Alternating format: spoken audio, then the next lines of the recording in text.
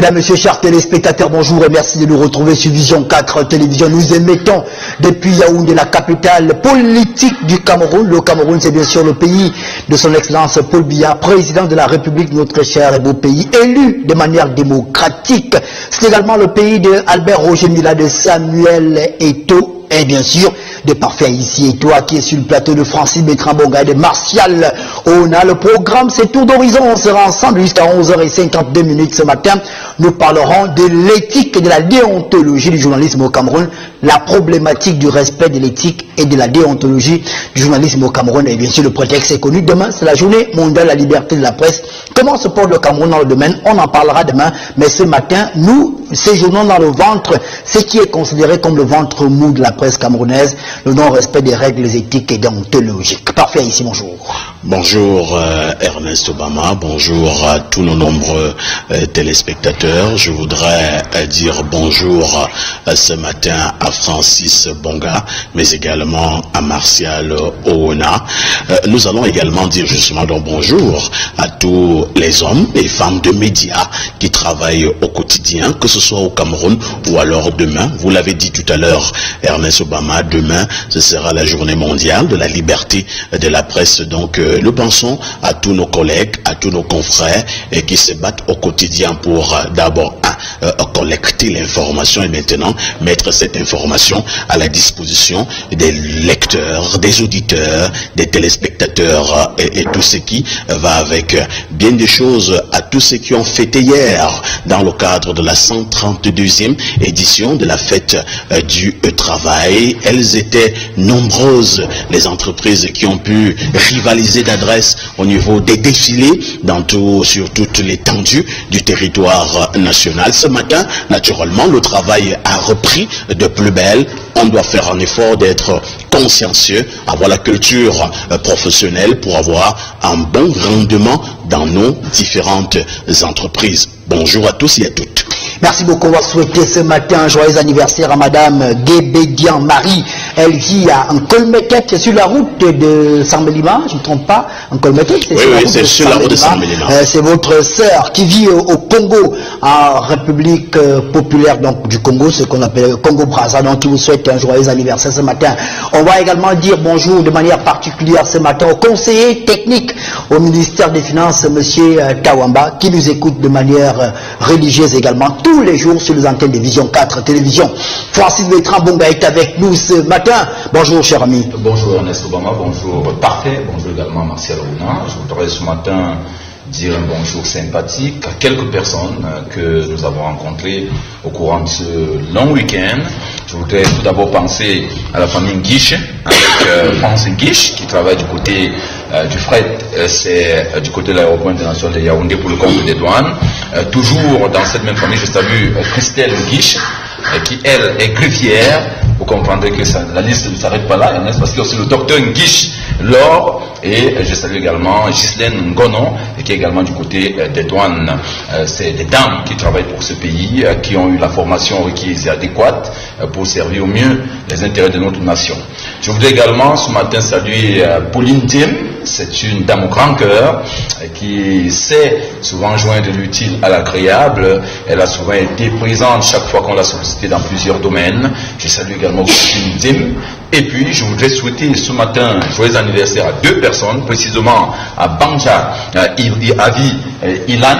C'est un jeune garçon et il se trouve sur sa 5e bougie ce matin.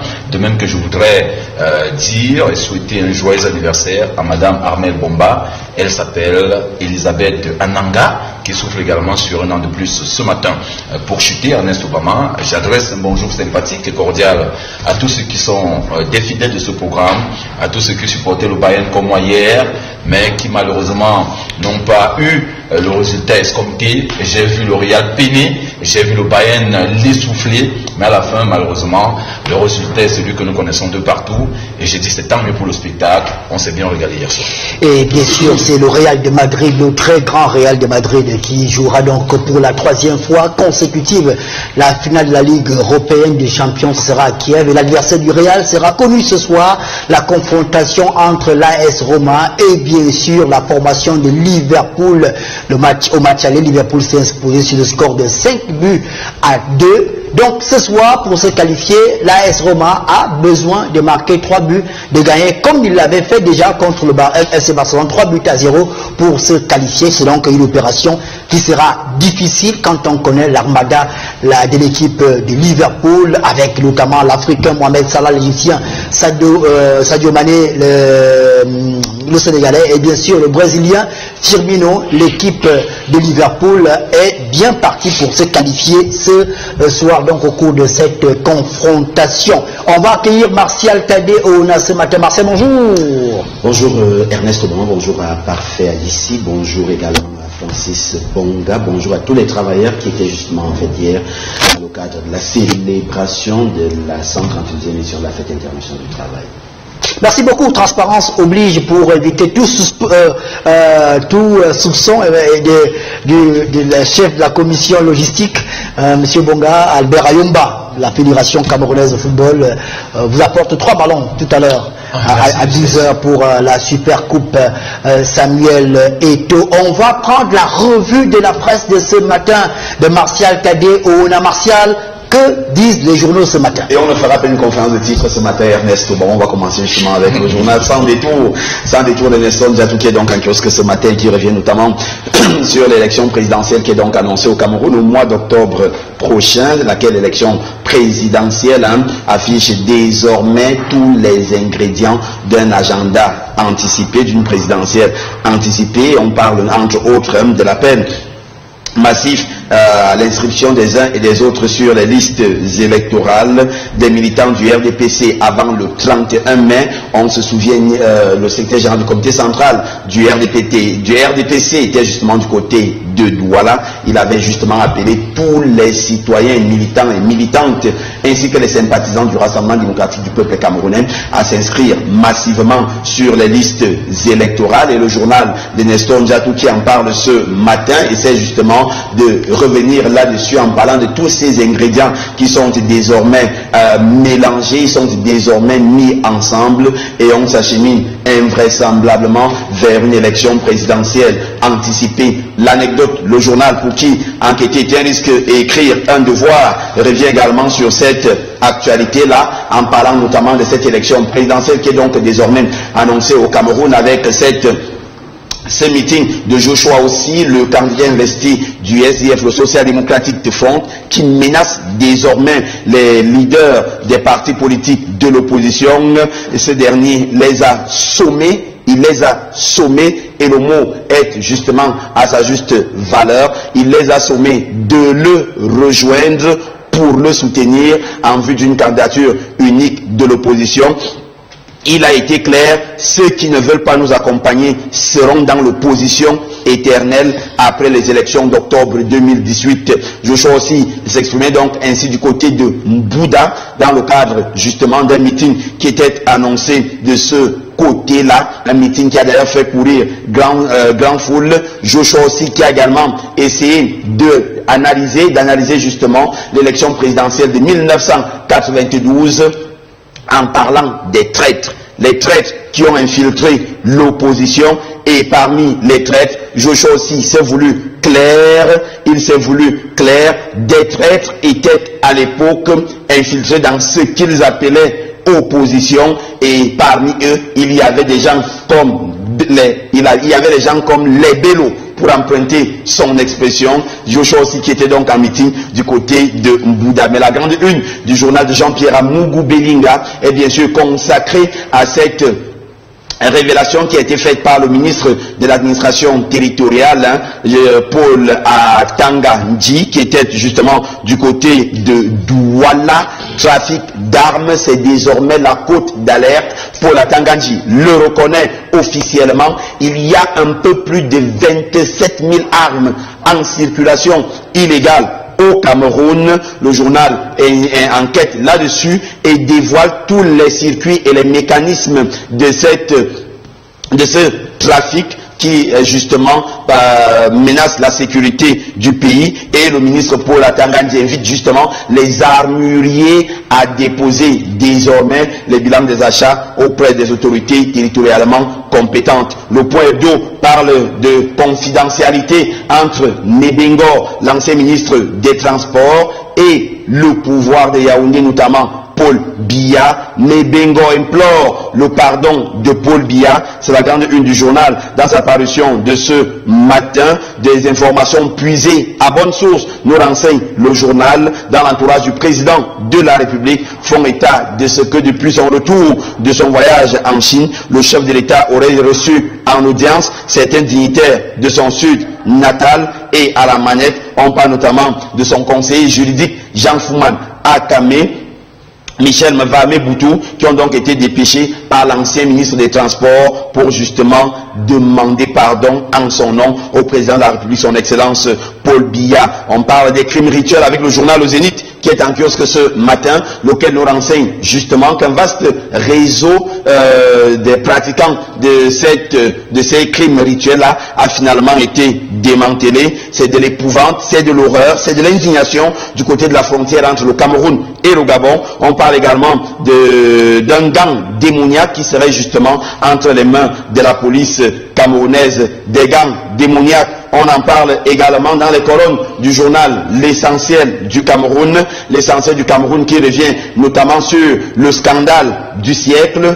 l'escroquerie du siècle telle qu'elle avait été appelée, notamment pour ce qui concerne l'affaire de l'AMIDA, la mission pour le développement de l'Afrique. Elle ne pouvait plus payer. Elle ne pouvait plus payer. On parle de 12 milliards qui ont été collectés par les responsables de l'AMIDA.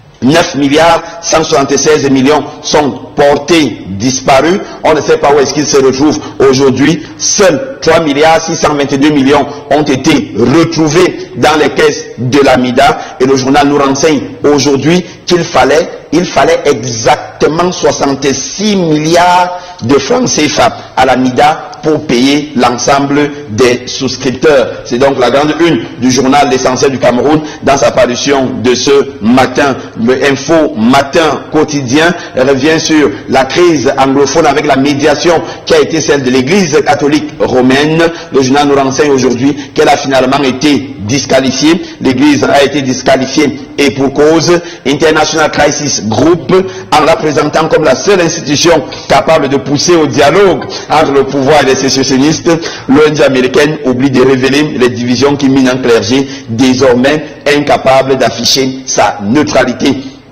C'est la grande une du journal dans sa parution de ce jour. Politica Hebdo donne la parole au directeur de publication du groupe La Météo, Dieudonné Mvang, qui est dans une interview exclusive, revient notamment sur ce qui se passe du côté de la Mofou et Yakono, militant du RDPC depuis 1986, témoin privilégié de l'évolution du parti de Paul Biya dans la Mofou Yakono. Le promoteur du groupe La Météo aujourd'hui fait une analyse froide de la conférence conjointe des sections du RDPC le 28 avril dernier du côté de Ngoumou, qui a vu le nombre de sous-sections passer de 18 à 7 malheureusement, et les sous-sections sont passées de 18 à 7. Dieudonné Mvang estime que Elundu Essomba et Abenondoa manquent tout simplement de maturité politique. La même information fait également la une de la Météo bi-hebdomadaire dans sa parution de ce matin. Le journal nous renseigne aujourd'hui qu'Abenondoa et Elundu Essomba poignardent tout simplement Paul Biya dans le dos du côté de la Mofou et Akono, du côté de la Mofou Akono dans la région du centre Cameroun. Et on termine rapidement cette revue de la presse avec le quotidien des Perviers qui revient sur ce qui se passe du côté de la direction générale du budget, le genre d'information qui intéresse généralement parfait à Ici et Toi. On parle de 120 millions qui ont été collectés, dépensés pour réfectionner un bureau. Les chefs traditionnels de la vallée d'Untem envoient de rencontrer désormais le ministre des Finances et pourquoi pas le chef de l'État pour le maintien des doux à l'eau. Peuvent-ils seulement le sauver, à savoir le directeur général du budget qui a dépensé près de 120 millions pour réfectionner son bureau? C'est une question à laquelle le journal tente de répondre dans sa parution de ce matin. Le journal La Veuve, pour sa part, parle des grandes réalisations du chef de l'État, son Excellence Paul Biya, avec notamment à la une cet engagement sans condition de Jules François Famawa, le PDG de Marine Service, qui a reçu la distinction donc de Grand Prix de l'entrepreneuriat privé pour le développement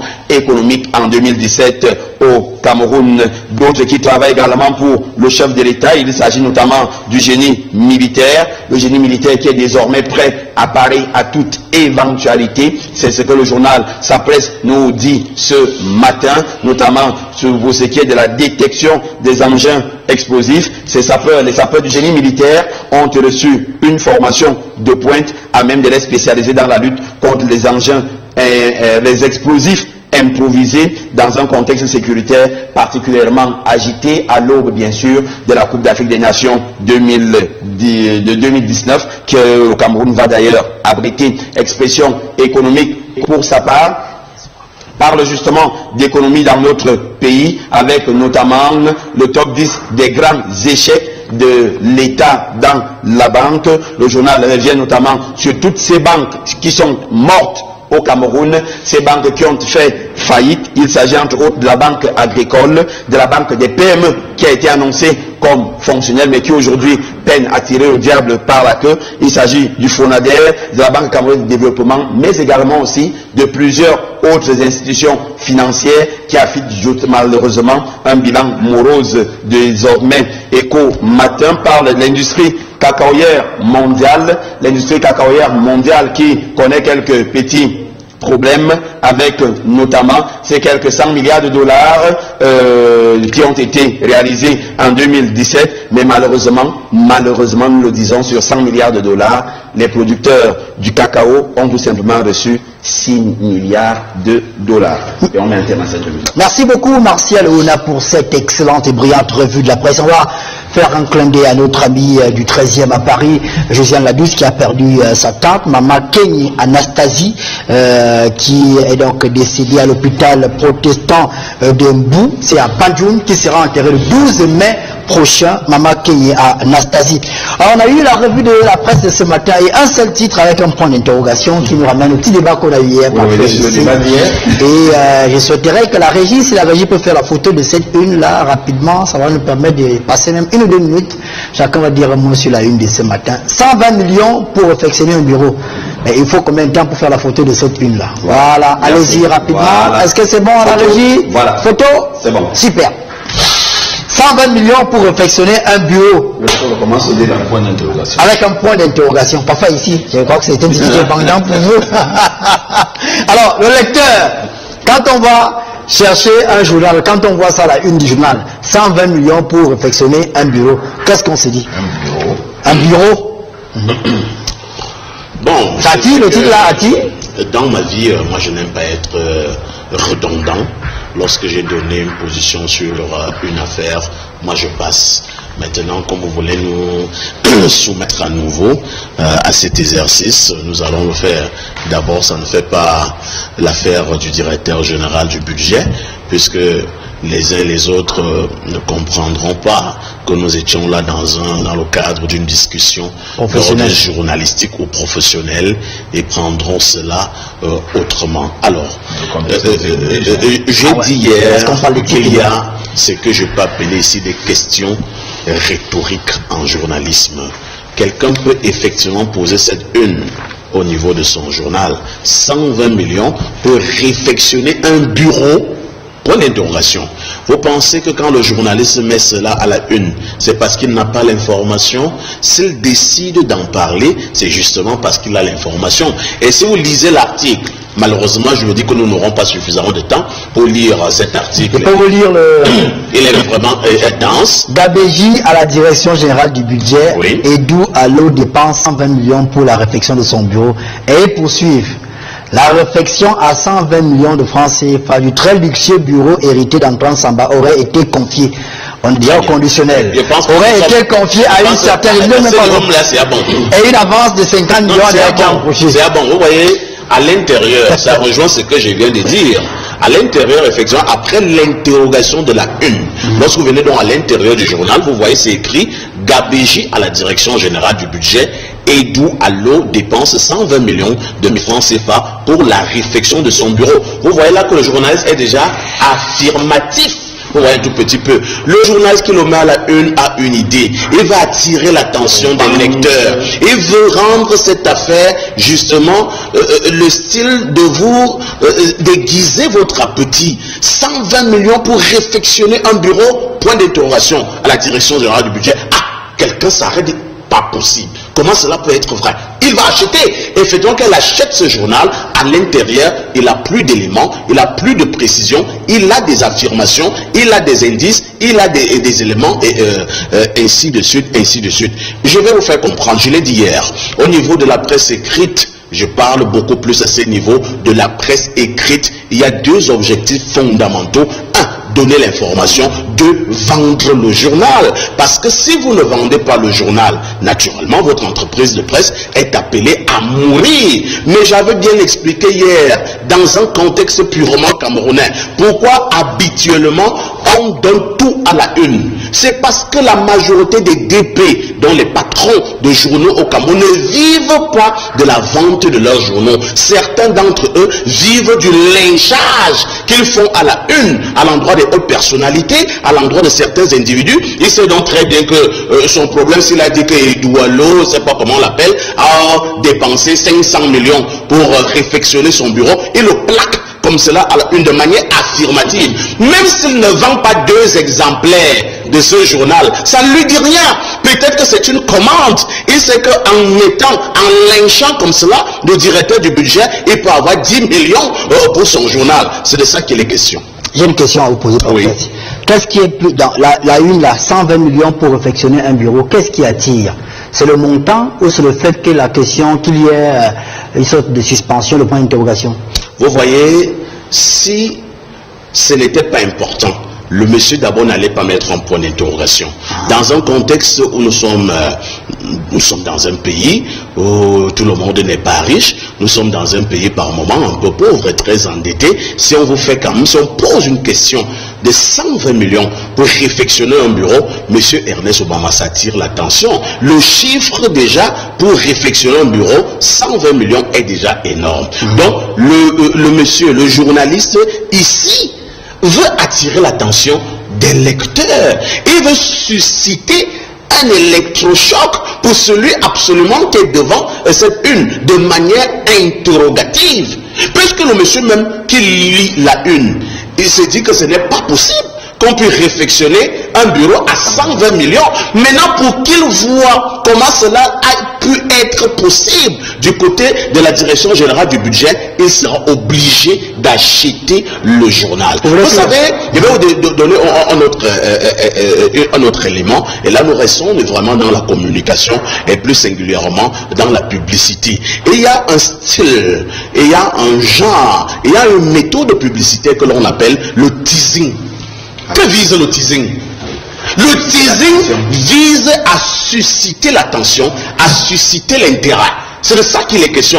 Et finalement, à la fin, on vous donne l'information. C'est ça le teasing. Et parfois aussi, le journaliste peut faire dans le teasing, pourquoi pas? Alors, question simple. Si le journal L'Épervier ce matin mettait le directeur général du budget dépense 120 millions pour réfectionner son bureau. Point. Très bien. C'est le fait. En fait, laissez-moi parler aussi, vous avez parlé. Mais moi, je veux parler. Vous avez parlé. Ce monsieur aurait pu mettre à la une, le directeur général du budget dépense 120 millions pour réfectionner son bureau. Le lecteur qui lit sait que c'est déjà grave, parce que 120 millions pour un bureau, c'est grave. Ça, c'est une que je pourrais lui proposer. L'autre une, voici comment le directeur général du budget a dépensé 120 millions pour la réfection de son bureau. Ça également, c'est plus, ça attire plus. Mais ça, par contre, un journal qui écrit ça, 120 millions pour réfectionner son bureau, je ne l'achète pas. Parce que, en mettant le point d'interrogation, il me signale qu'il n'est pas sûr que le bureau a été réfectionné avec cet argent. 2, il n'est pas sûr du montant. Ça veut dire que toutes les réponses que je donne, vous ne comprenez pas. En lisant l'article, il me donne raison. Pourquoi? Parce qu'il dit, la réfection à 120 millions de francs CFA du très luxueux bureau hérité d'Antoine Samba aurait été confiée, il n'est pas sûr. Un journaliste écrit pas au conditionnel, ça veut dire qu'il n'est pas sûr.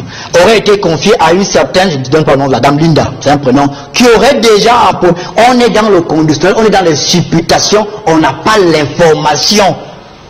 Parce que je parle toujours d'information. L'information, c'est quoi? C'est un fait vérifié et vérifiable. Ça veut dire quoi?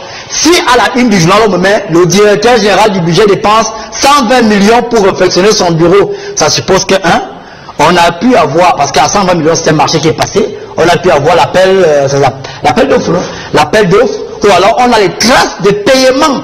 qu'on peut mettre selon l'appel d'offres passé tel jour, et on a tout ça qu'on met dans le journal. Et en lisant l'article, cet article que je viens de lire là, on se rend justement compte qu'on est dans des supputations.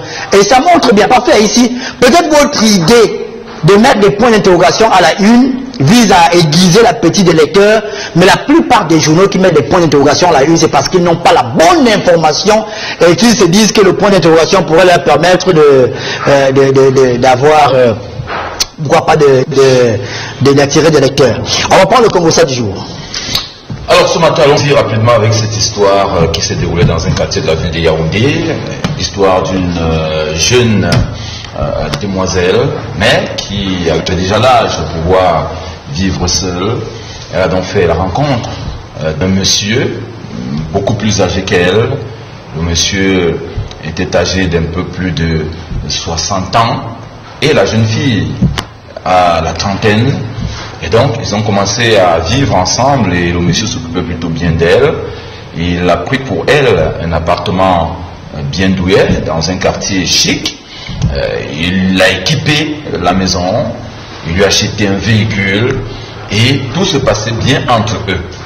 Le monsieur arrivait de temps en temps et il repartait. Il faut rappeler que c'était un homme marié, mais tout se passait bien. Il venait passer du temps avec sa bien-aimée, il repartait.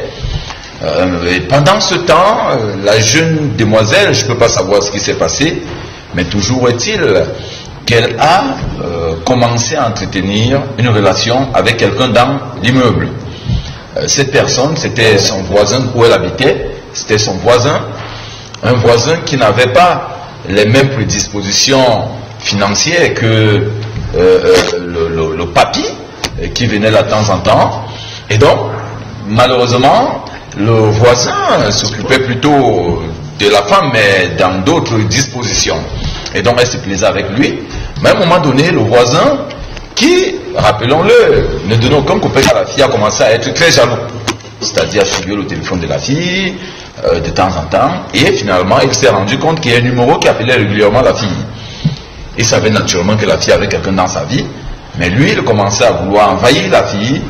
Il a donc pris le numéro qui était dans le téléphone de la fille. Il a appelé le monsieur pour lui dire, écoutez, je sais que vous venez voir ma copine tout le temps, mais je préfère vous dire d'arrêter, parce que vraiment, nous on s'aime et on veut faire notre vie ensemble. Alors, le monsieur est surpris. Il sait que l'appartement qu'il loue pour la fille n'appartient qu'à la fille, qu'elle vit seule, qu'il est le seul patron de cette affaire. Il est quand même surpris que quelqu'un l'appelle pour lui dire de ne plus mettre pied dans cet appartement, qu'il serait seul fiancé de la fille et autre. Le papy ne s'est pas gêné. Il a donc invité la fille. Il a dit à la fille, écoute, je sais désormais ce que tu fais dans mon dos. Il y a un monsieur qui m'a appelé pour revendiquer ton amour. Il me dit précisément que vous êtes fiancé.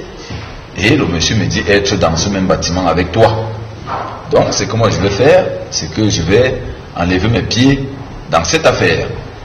Je ne reprends rien de tout ce que je t'ai fait. Tu gardes la voiture, tu gardes tout l'équipement de la maison, mais moi, je ne suis plus là, parce que je ne voudrais pas arriver ici un matin et avoir un couteau dans mon ventre.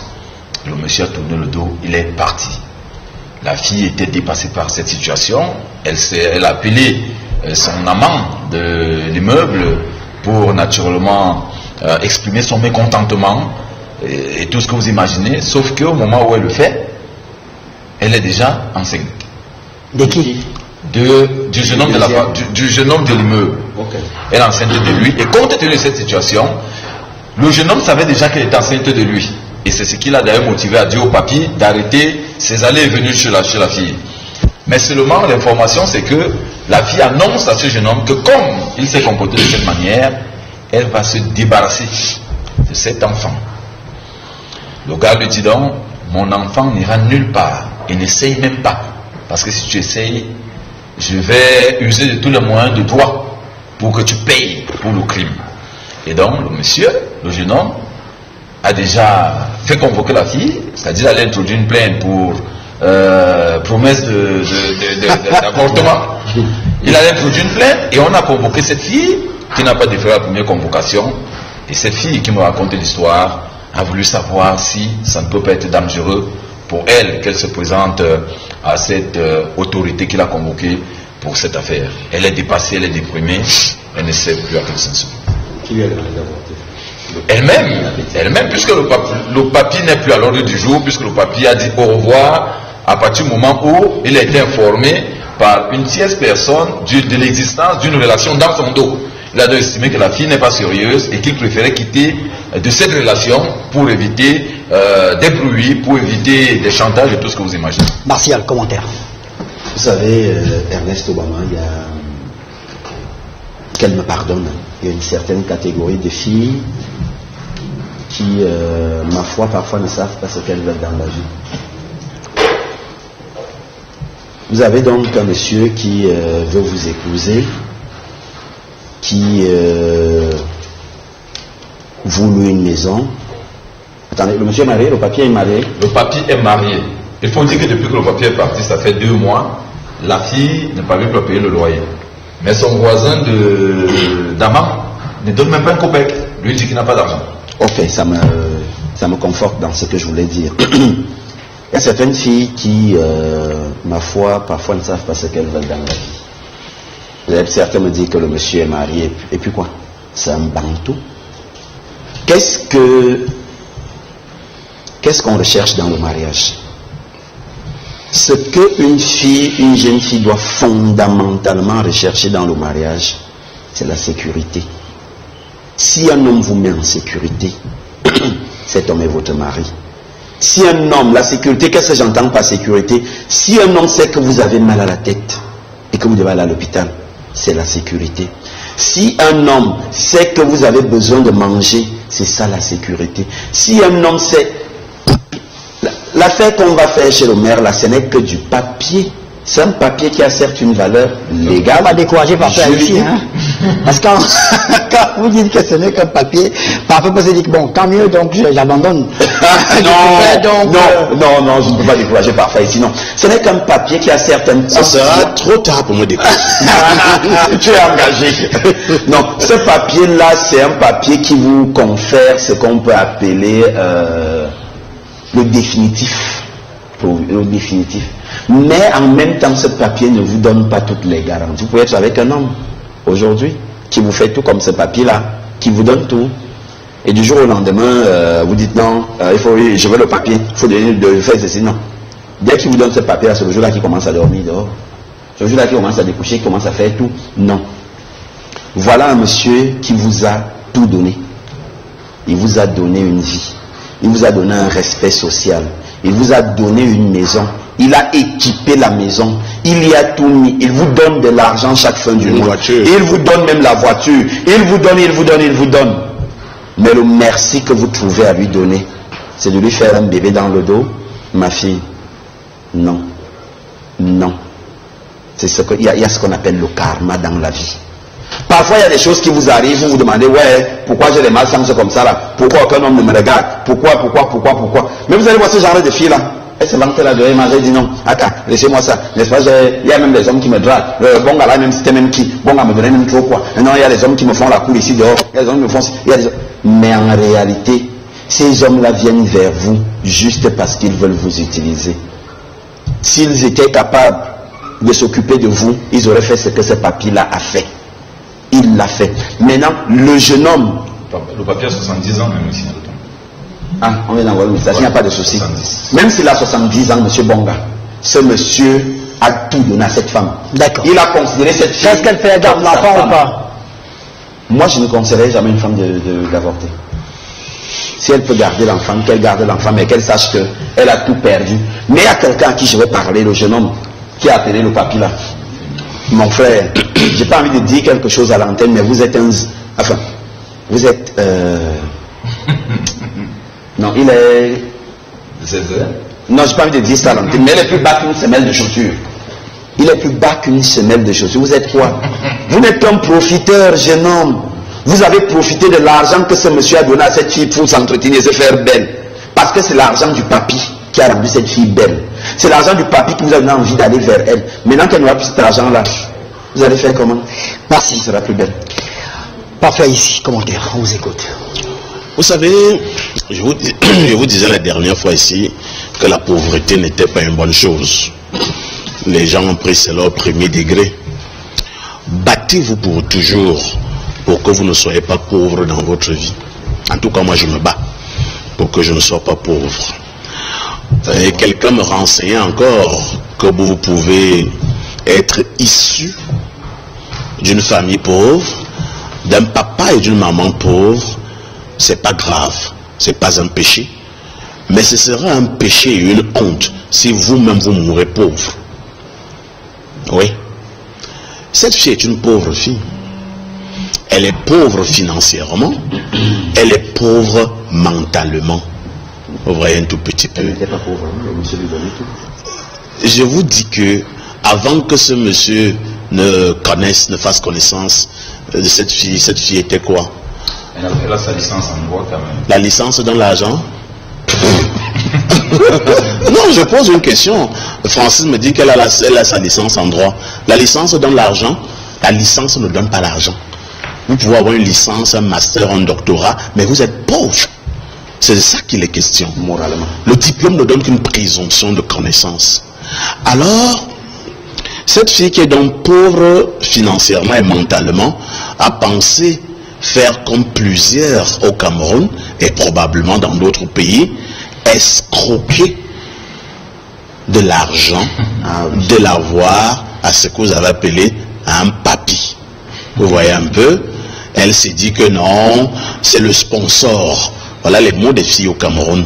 C'est le sponsor. Elles ont des noms, hein. Il y a le sponsor, Il y a le bon gars. il y a le bon gars, il y a le rythmeur, il y a le mougou, il y a. Vous voyez un peu? Il y a les chantiers. Il y a Les chantiers. Alors, Vous savez les chantiers? non. Ah, ça vous sait? Ouais.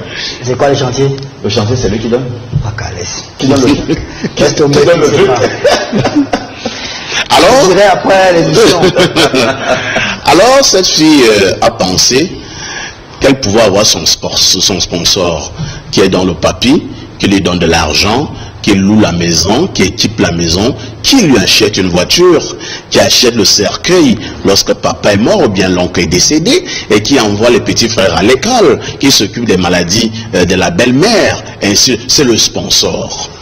Je voudrais également vous faire comprendre qu'il faut faire très attention. Éviter dans une relation, et je pense que c'est un ami qui le disait sur ce plateau, je le réitère ce matin, évitez d'avoir le style de relation où vous devenez comme le papa de la fille. La fille ne vous regardera plus avec les yeux de l'amoureux, mais avec les yeux du papa. C'est-à-dire que si elle a besoin de payer la première tranche, elle appelle le papa. Si elle a besoin de faire un voyage, elle appelle le papa. Si elle, vous voyez un peu, Qui le disait? ce n'est plus, c'est Blériot, ce n'est plus une relation intime, d'amoureux à amoureuse, mais c'est une relation d'enfant à papa. Donc, pour les hommes qui pensent qu'il faut tout donner à la fille, faites attention. Je sais que les filles vont commencer à m'insulter tout à l'heure. Statut pour le... Tu me donnes combien? 20%? Il ne faut pas tout donner à la femme. Pour de peur qu'elle vous mette à la position du papa.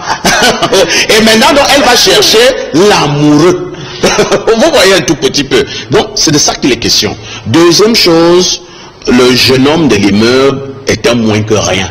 Vous voyez un peu. Lui-même, c'est un bon gigolo. Sauf qu'il ne connaît pas les règles du gigolisme. Les règles du gigolisme, le gigolo n'a jamais honte. Vous voyez un peu. C'est la première règle du gigolo. Il n'a jamais honte. Donc, tu sais pertinemment que ma copine là a un papy qui a 70 ans. Donc, quand le papy là donne de l'argent, achète la voiture, et tu roules mal la voiture là, toi le gigolo. Donc, tu n'as pas honte. De temps en temps, quand le papy vient, tu sors parce que tu es présenté comme le beau-frère. Donc, ça c'est le gigolo. Tu n'as jamais honte. 2, tu subis tout. 3, tu ne parles jamais fort. Vous voyez un peu. Le gigolo. Et tu ne fais pas d'enfant. Il a oublié. Est-ce qu'un gigolo fait les enfants? Il est quel genre de gigolo? Un gigolo ne fait pas les enfants. Tu es là plutôt pour garder les enfants si la fille en a. Vous voyez un peu. Donc, il a ignoré bêtement ces règles et il a commencé à faire dans ce que nous appelons au Cameroun, dans le mauvais cœur. Quand vous regardez même de manière claire, le jeune homme de l'immeuble n'aime même pas cette fille. Elle aime ce que la fille a. Et que le papi naturellement donne. Lorsque le gigolo de cet immeuble constatera que la fille financièrement n'est plus assise et qu'un certain nombre de choses ont volé en éclat, le gigolo partira, c'est le garçon de l'immeuble, et il cherchera encore une autre fille qui occupe une bonne position sociale. Je vais me résumer en terminant, Ernest Obama. Cette fille a fait des très mauvais calculs, et en terminant, je vais tirer un coup de chapeau à ce que vous appelez là le papi, qui est visiblement un papi responsable, qui est même un papi qui ne dérange pas beaucoup. Parce qu'il y a aussi d'autres papiers qui ne blaguent pas. Quand c'est lui qui paye la maison, achète la voiture, donne l'argent de ration, non, de temps en temps il est présent, et il ne tolère pas des faux gestes. Or, visiblement, le papier en question est un papier responsable, et qui sait que c'est une jeune fille qui a besoin un peu de l'air, mais le gigolo de l'immeuble s'est donné le luxe, l'impolitesse, l'indélicatesse d'appeler comme cela ce monsieur pour lui donner des ordres. En lui faisant par exemple comprendre qu'on ne vient plus dans cet immeuble parce que ma copine et moi nous nous aimons bien, et ainsi de suite. Il est même d'abord mal poli, ce gars de l'immeuble. Il est mal élevé et tout. Vous appelez un monsieur comme ça que vous ne connaissez ni d'Adam ni d'Ève. En réalité, il est en train de mettre cette fille dans les problèmes. Et la réalité, c'est que, permettez-moi une seconde, si ce jeune homme de l'immeuble aimait la fille, il n'allait jamais appeler le monsieur. C'est vrai. La première anecdote, depuis qu'il a appelé le monsieur ne paye plus la maison. Et lui-même ne donne rien à la fille. Il ne donne rien. Francis Bonga. Oui, mais disons que la dernière information, c'est que la fille est en train de chercher un preneur pour la voiture. Voilà. Voilà. Ça fait 2 mois qu'elle ne paye pas le loyer. Voilà. Non, ce que je vais dire, c'est que... Il demande à combien dans la voiture. C'est une situation complexe. Et elle vient remettre au bout du jour les différentes motivations qui doivent caractériser une relation entre 2 personnes. Il faut donc savoir qu'il y a des relations qui sont axées essentiellement sur le matériel. Il y a des relations qui, au-delà du matériel, sont axées sur le sentiment. Mais l'idéal, c'est souvent qu'une relation ait tout cela. C'est-à-dire qu'il y a le matériel et qu'il y ait le sentiment. Naturellement, si vous allez vers une fille, vous avez 70 ans, vous allez vers une fille qui a 30 ans, vous devez savoir vous-même, c'est-à-dire de manière objective, vous devez savoir que cette fille, vraiment, elle n'est pas trop là parce qu'elle m'aime. Parce que, laissez-moi parler, monsieur Ona. Je dis, quand vous avez 70 ans et que vous allez faire la quoi une fille qui a 30 ans, dans la plupart des cas où ce genre de relation prospère, ça veut dire que l'homme a justement de l'argent. Une relation où l'homme n'a rien, il est un homme ordinaire. Il est un fonctionnaire ordinaire, il a ses 130 000 à la fin du mois, et pour travailler, il rentre là, dans son taxi. Ce monsieur n'aura pas une fille de 30 ans, de cette envergure. Ce n'est pas possible. Le monsieur qui a une fille de 30 ans, c'est un monsieur qui a des prédispositions financières. Donc il faut donc savoir en partant là, qu'il est très possible que cette fille soit avec moi pour mon argent. Maintenant, là où la fille pêche, c'est qu'elle oublie que le corps humain n'a pas besoin que de matériel. Le corps humain a besoin de quelque chose d'autre. Il y a ce sentiment. Le corps humain, quelqu'un qui a 30 ans, a besoin d'être amoureux, a besoin d'être aimé, a besoin de ressentir un certain nombre de choses. Et quand vous avez 30 ans et que vous avez un homme de 70 ans, qui ne vous fait pas sentir toutes ces choses-là, il y a un problème. Il y a un problème. Vous allez forcément le chercher ailleurs, parce que vous ne savez, je ne peux pas savoir quel était, je vais dire, je ne peux pas savoir comment est-ce que cette relation fonctionnait. Est-ce que ce papier était le genre de papier qui pouvait prendre cette fille, l'amener dans un restaurant, manger avec elle, l'amener le soir danser si elle veut le faire? Est-ce que c'est le genre de papier qui peut justement l'amener hors de la ville pour aller passer du bon temps avec elle? Il faut se poser des questions.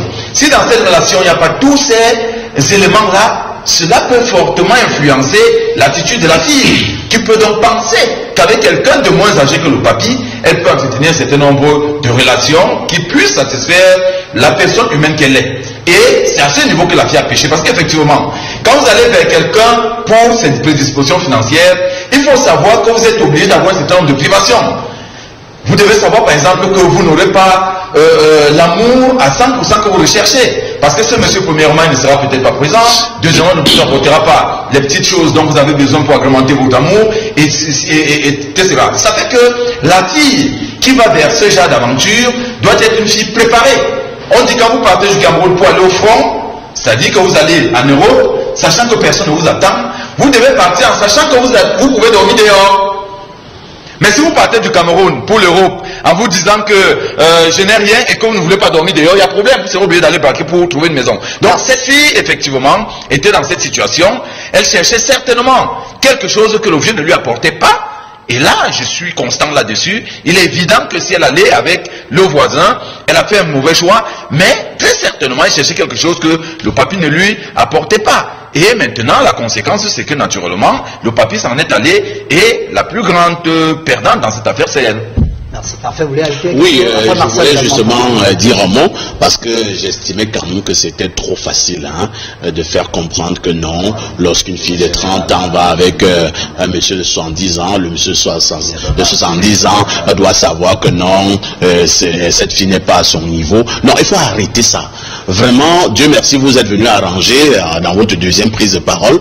La fille de 30 ans qui va avec le vieillard de 90 ans doit déjà savoir que, un, il a 90 ans, et deux, il ne l'amènera pas pour aller voir un concert de loco, et il faut déjà qu'elle le sache. Trois, ils n'iront pas à la piscine. Quatre, ils ne vont pas sur tous les jeux ex-maléa. Oui, la vie est un choix. Si vous choisissez d'aller avec ce que vous appelez les Yoruba, d'accord, vous allez aller dandiner chaque jour au palais de sport, mais si vous allez avec un papy de 90 ans, vous savez également ce qui vous attend. C'est de ça qu'il est question. Vous avez opté pour l'argent du papy, c'est-à-dire l'avoir. Vous avez opté pour la puissance du papy, c'est-à-dire le pouvoir, mais vous assumez, c'est de ça qu'il est question. Chaque chose que nous faisons dans la vie a un prix. C'est de ça qu'il est question. Il n'est pas question que non, vraiment, quand tu es avec un vieux, il faut maintenant aller chercher un Yoruba dans votre immeuble et tout ça, ce n'est pas normal. Le président commence à dire. Oui, c'est ce que je voulais dire. D'accord. Pas ici à dire, mais je vais juste ajouter un petit mot peut-être que par. Allez-y, on a tout le temps. Oui, parce que. Tout le temps.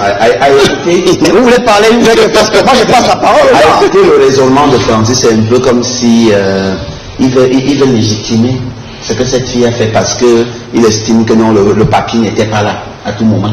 Ça veut dire quoi? Ça veut dire qu'un polygame doit se faire tromper? Vous ne pouvez pas avoir le pain et l'argent. On m'informe également que le papy a justement un enfant de 4 ans avec cette fille. Mais voilà. Finalement, il y a quelqu'un qui est connecté avec vous. Oui, mais c'est chaud. Ok, d'accord. Moi je voulais, dans cette affaire, ils sont tous coupables. Donc, tous coupables, c'est le titre, c'est le titre. Et en point d'interrogation? Il n'y aura jamais de point d'interrogation. Ils sont tous coupables. Pourquoi? Je ne suis pas d'accord avec Martial. D'abord, je vais commencer par le monsieur. Parce que 70 ans, on n'est pas si papy que ça. Il y a des gens qui ont 70 ans qui sont encore bien debout. Il y a d'autres qui ont 40 ans qui sont complètement embouchés. C'est vrai. Qui sont comme des femmes. C'est vrai. Donc, le papy là, ne pensez pas qu'il est. Ça peut être un papa qui est encore solide. Et donc, première chose, Martial, la femme ne recherche pas seulement la sécurité financière, la sécurité matérielle. Toutes les femmes... Même la sécurité sentimentale. Je suis d'accord avec toi sur la sécurité sentimentale, mais je te dis, toute femme a besoin de vivre ce que parfois ici vivra le 1er juin. Le 2 juin. Entendre cela. Pam, pam, param, pam, pam, pam, pam, pam, param. Toute la salle se lève pour que toutes les femmes veulent vivre ça. Mais il y a certaines, avec la conjoncture et les circonstances de la vie, qui sont obligées d'abandonner ce projet, qui est le premier projet d'une femme, c'est se marier, vivre une cérémonie comme cela, être la femme qui est célébrée pendant toute une journée, toute la soirée jusqu'au petit matin. Toutes les femmes veulent vivre ça. Malheureusement, il y a certaines, à un certain moment, qui se rendent compte que cette possibilité n'est plus envisageable. Et c'est là que je condamne l'homme. Quand vous avez 70 ans, vous vous êtes marié, vos premiers enfants sont déjà ingénieurs, préfets, magistrats, ils sont en Europe. Vous condamnez une fille de 30 ans. Vous dites c'est ma copine, vous louez sa maison, elle vit là-bas, vous êtes dans votre belle maison là-bas, vous lui achetez une voiture. Vous pensez quelqu'un qui a beaucoup d'argent, pour acheter une voiture peut-être de 3 ou 4 millions à une fille, c'est rien du tout. C'est des pipis de chat à faire ici. C'est la condamnation. Peut-être là, projet de mariage. Quand vous parlez, je vous écoute. Est-ce que vous me laissez parler aussi? Allez-y. Quand vous parlez, je vous écoute. Si on prend même en compte le détail de M. Bonga. Quand il est dans la maison. La fille a 4 ans. Le premier, ils ont un enfant qui a 4 ans. Si l'enfant a 4 ans, ça veut dire qu'il fait des relations et au-delà de 4 ans, peut-être qu'il a 5 ans, il n'a jamais envisagé d'épouser la fille. S'il aimait vraiment la fille, avec son âge de 70 ans, il l'aurait épousée pour lui garantir alors une réelle sécurité, qu'après sa mort, que la fille pourrait bénéficier des biens dont il dispose. dire dont il dispose pour moi, ça il a complètement mis ça de côté, il profite d'elle, il la met dans une situation délicate, une situation précaire, ça c'est d'un. De deux, tous les hommes qui sont mariés, qui sortent avec des filles n'ayant aucun projet d'avenir doivent savoir qu'ils sont régulièrement trompés.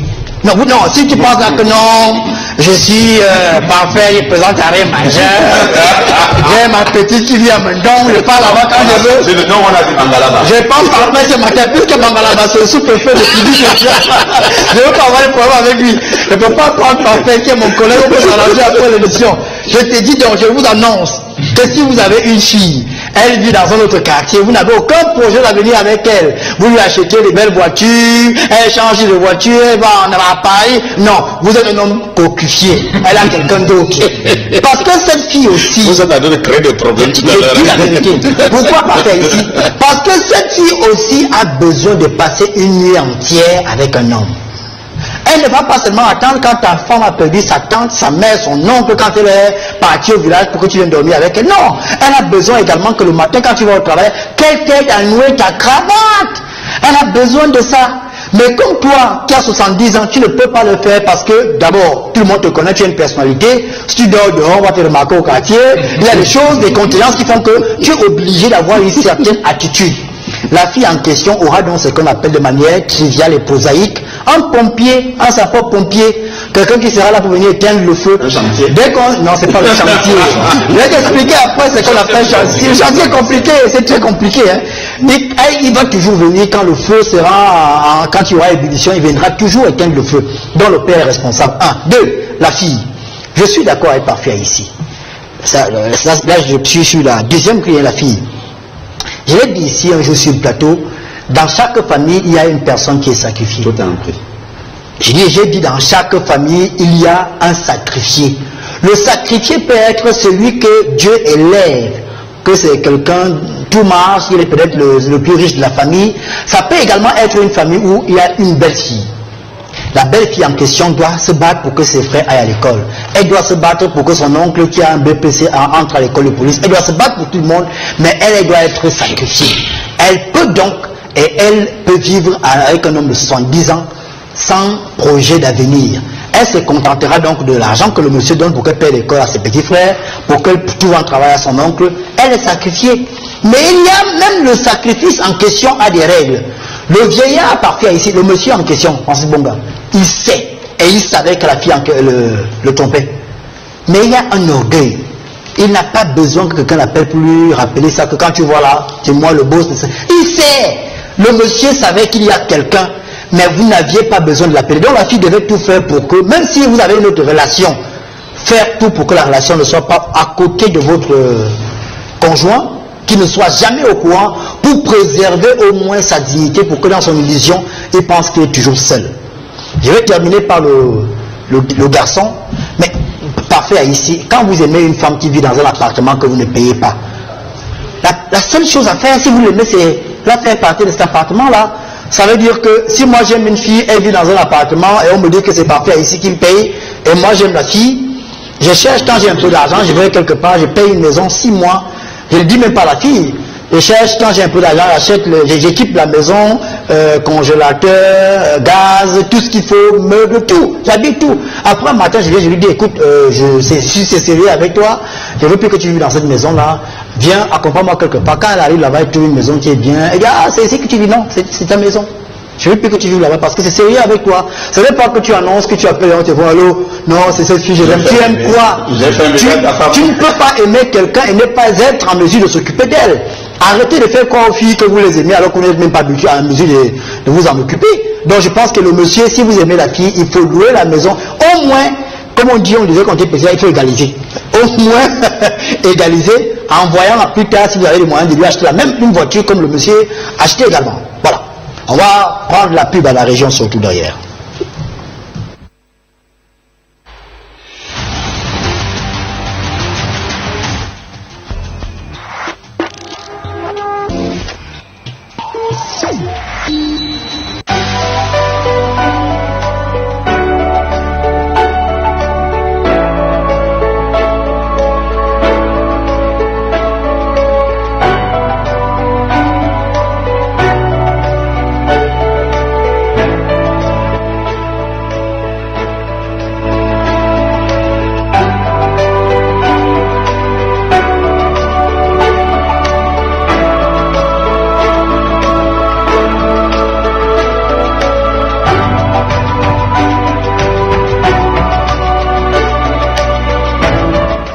trying to offer you a service more intuitive, more fluid, faster and more ergonomic. The CCEI Bank GE Your Bank presents you e-banking.